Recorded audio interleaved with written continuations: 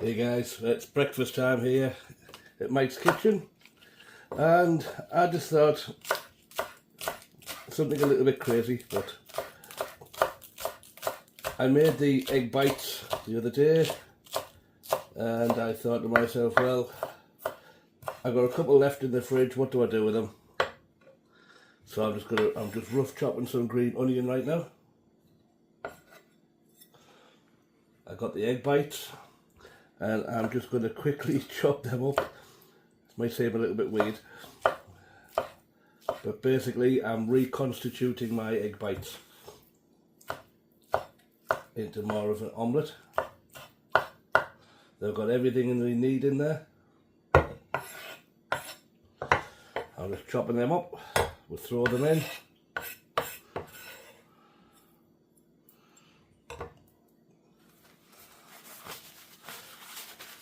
Crack a couple of eggs.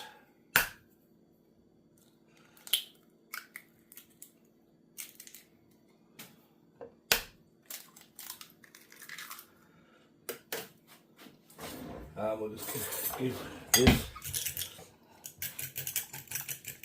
a bit of a stir around.